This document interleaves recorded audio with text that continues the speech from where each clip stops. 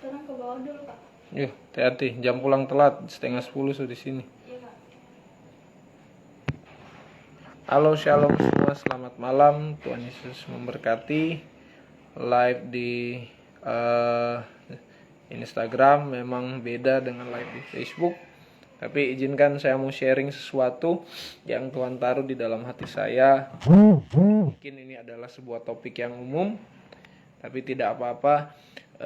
Saya akan taruhkan apa yang Tuhan taruh di hati saya. Dan hari ini kita lihat bahwa Afghanistan menjadi sebuah topik yang begitu menarik, yang diperhatikan banyak orang dan baik pun dari berbagai negara. Baik saya lihat berita dari India, berita dari Cina, berita dari situs berita Jerman, juga BBC, ABC, semua lagi terpandang kepada Afghanistan. Kita lihat mungkin dalam 4 atau 3 hari terakhir bahwa kota Kabul sudah jatuh ke dalam tangan Taliban. Dan akan saya sampaikan sebuah pandangan, sebuah ketergerakan dari hati saya. Sekali lagi ini, halo Opa Pons, yang Tuhan taruh di hati saya tentang Afghanistan.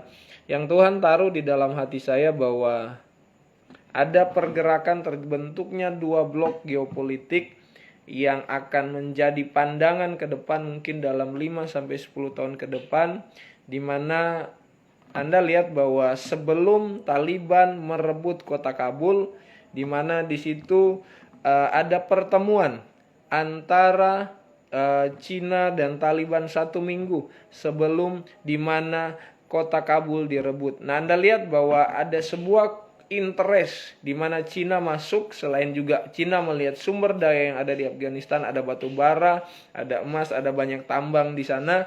Kemudian ada juga masalah bagi Cina, bukan India, di mana ada kelompok teroris yang itu ada di perbatasan, itu di provinsi Xinjiang dan Afghanistan, di mana ada nama sebuah kelompok teroris ETIM, East Turkmenistan Islamic Movement.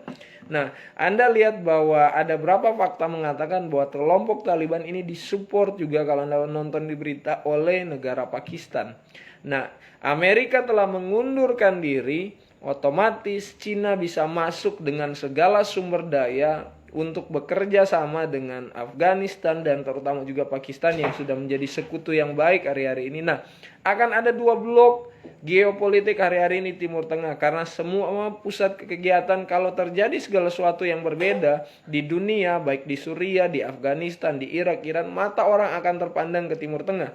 Nah, hari-hari ini bagaimana antara Uni Soviet dan Amerika Serikat pernah terjadi 2 blok politik. Ke depan kita akan melihat akan adanya gerakan 2 blok politik seperti ini, di mana Amerika akan satu kekuatan dengan Cina untuk mau tidak mau berhadapan, baik secara pandangan, secara ideologi, secara konflik bisnis, baik kontra teroris di sana itu berhadapan dengan Cina, Pakistan dan Afghanistan.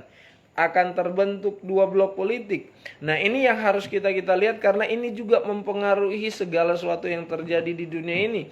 Anda lihat perang dagang antara Cina dan Amerika terus berlangsung, dan blok politik ini bisa menjadi sebuah, saya tidak bilang perang dingin atau perang yang bisa berbahaya, saya tidak tahu, itu dalam kontrol Tuhan.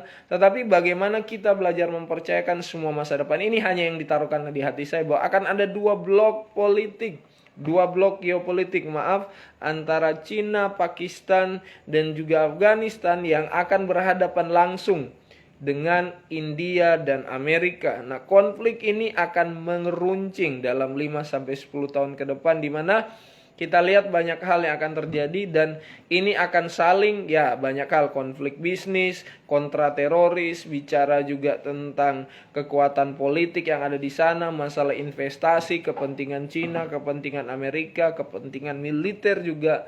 Nah, kita berdoa supaya tidak terjadi terlalu sesuatu yang meruncing antara 2 blok politik ini. Sekali lagi, Pakistan, Cina dan Afghanistan, yaitu khususnya Taliban, dan antara Amerika dan India.